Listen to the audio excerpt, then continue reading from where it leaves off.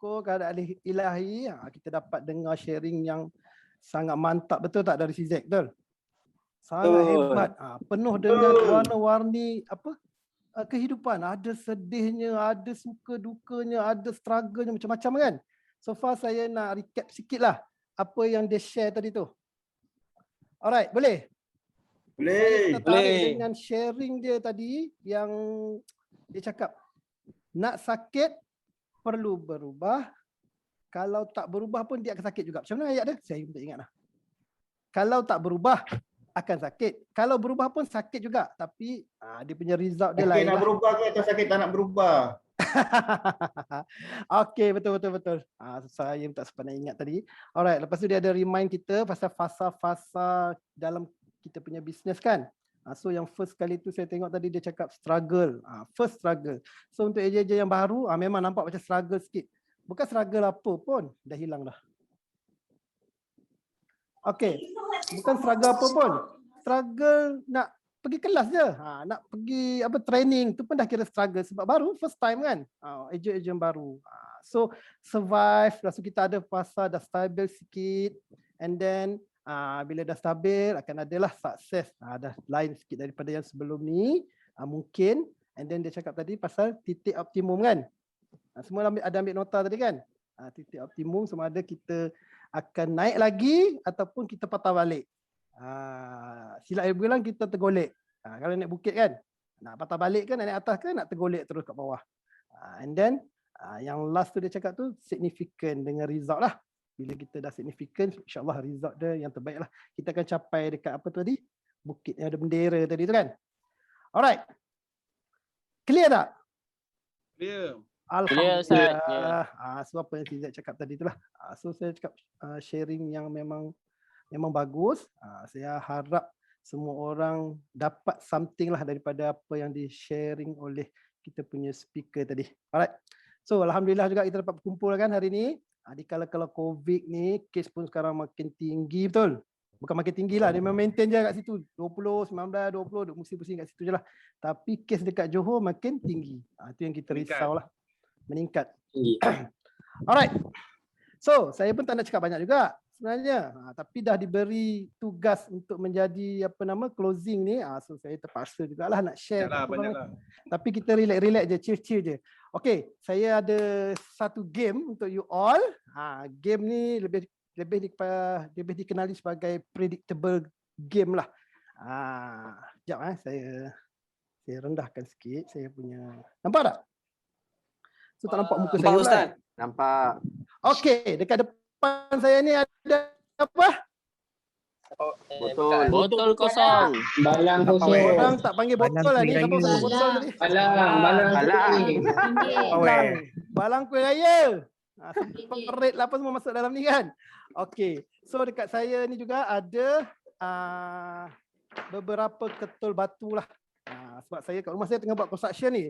So saya dapat idea ni macam okey jugalah untuk share kat you all. Nak buat game hari ni. Okey. So ada banyak batu kat sini. Batunya lebih kurang besar-besar macam ni. Boleh tengok? Alright. So, apa terror?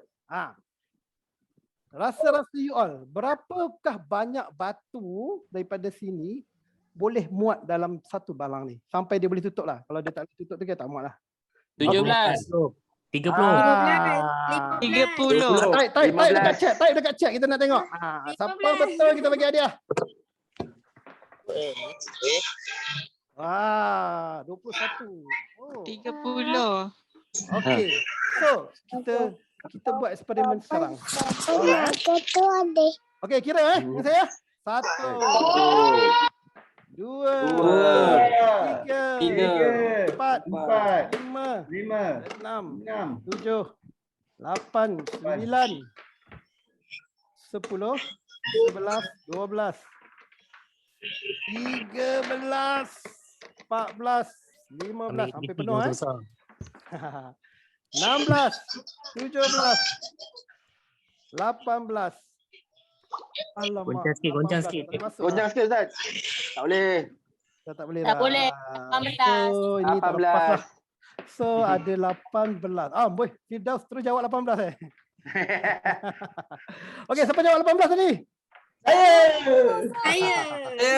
Ayo Ustaz, jawapan yang pertama 18 Ustaz. Okey. So, totally penuh betul?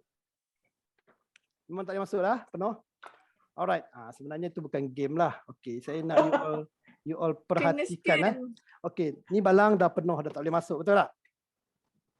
Dah tak boleh muat dah. Tak boleh masuk dah. Okey. Tapi saya nak tunjuk you all, saya ada satu lagi, satu gelas besar sama tinggi. Ini kita panggil apa, manik lah Okay, saya try masuk.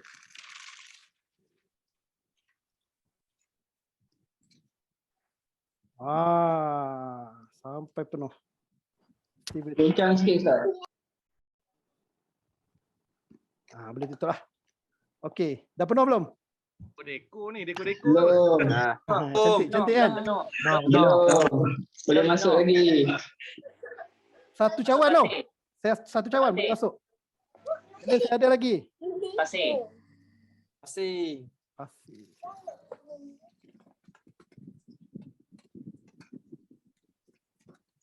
Banyak Tinggal ni. hampir habis pasir ni. Men semenjak sehat dia pelik-pelik lah men kau men. Ada moral Okey, ni, ada moral. Segau boleh masuk lagi. Lepas ni masuk air pula Ustaz. Betul. And then saya boleh masukkan air lagi dalamnya. Air satu gelas Botol. Satu botol, satu gelas. Masih boleh masuk. Tak salah. Nafas Ustaz. Apa? Bernafas. Ya. Kan?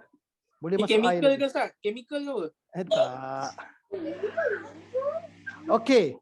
So, apa saya nak share dekat sini adalah apa tau? Still boleh masuk lagi ni.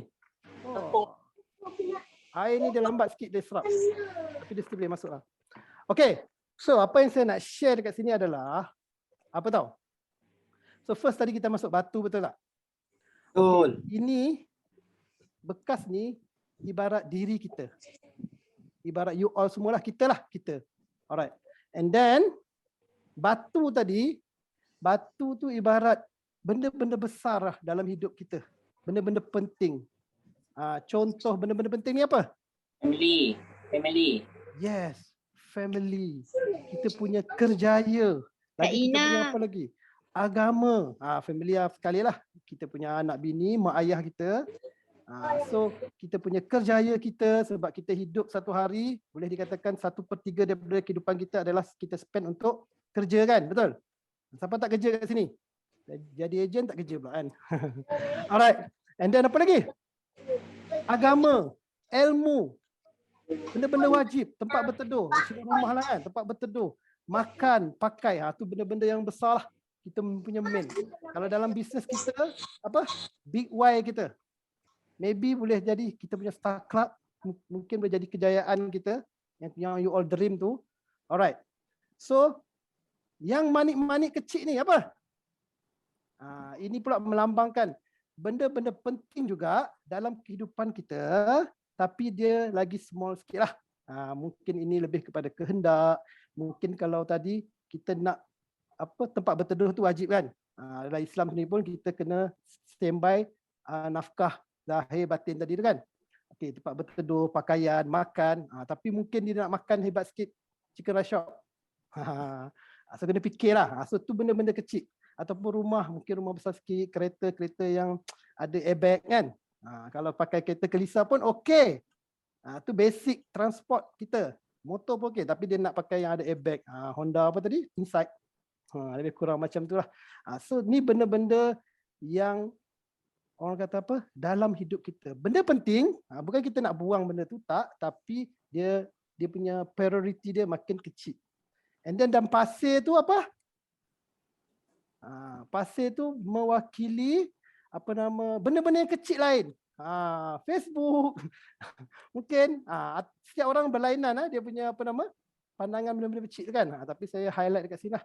Mungkin Facebook, mungkin perasaan, mungkin apa apa-apa yang di sekeliling korang lah.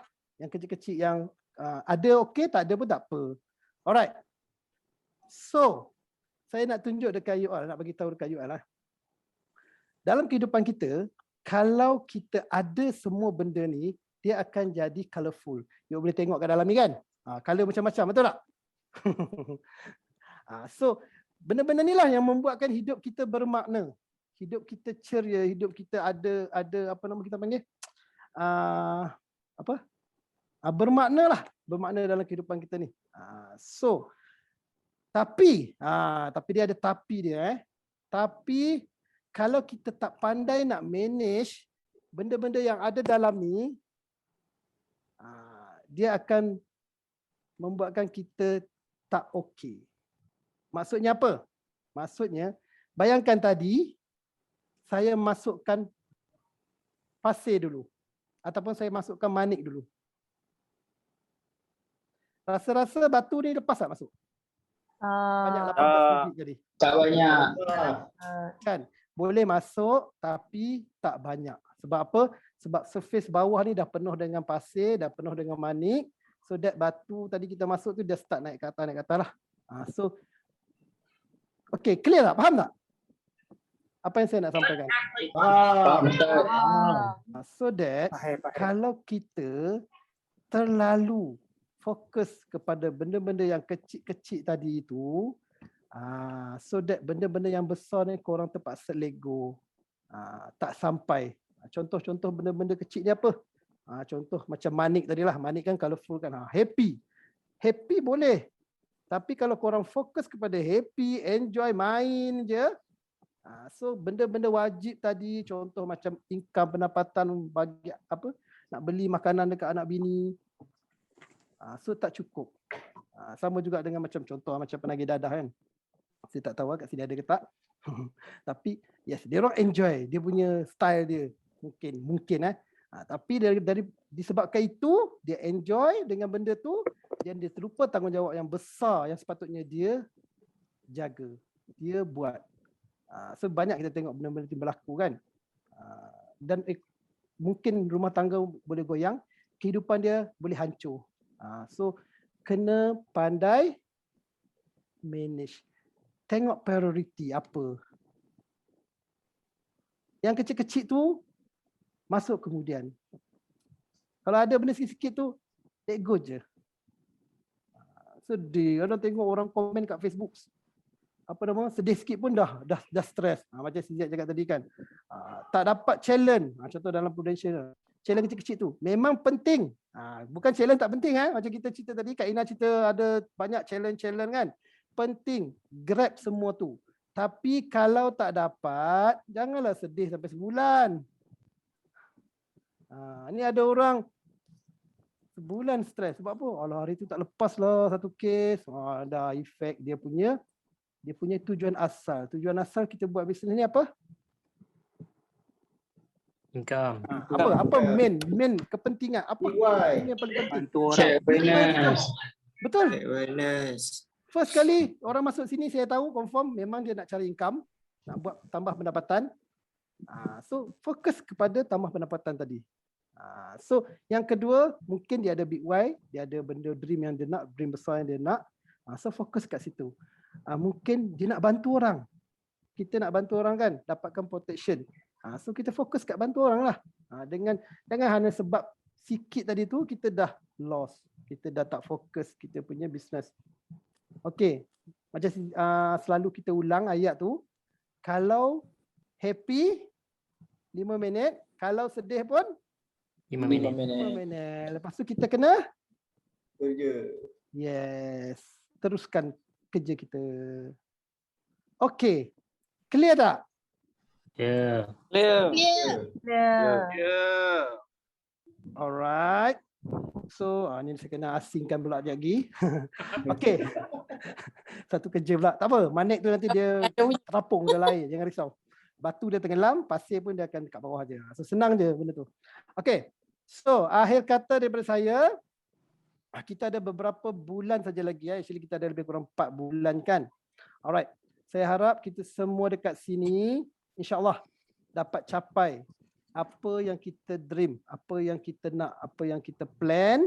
And then sebab apa, kalau kita capai apa yang kita dream, apa yang kita plan, mungkin TPC, mungkin korang punya target, insya-Allah Sagrup JB pun akan capai target dia dan Sagrup Satu Malaysia pun akan dapat capai target kita. Berapa target kita? 6 juta TPC 60 entry. Yes, target Sagrup JB 6 juta, target Sagrup Malaysia 40 juta 400 NQA. So bermula dengan you all ni lah. Alright. And then so jom kita sama-sama capai target kita dalam masa yang sama kita capai target Sagrup. Boleh semua? Boleh. Terima kasih. Assalamualaikum. Waalaikumsalam. Pan Oyas untuk Ustaz. Oh, yes. Terima kasih Ustaz.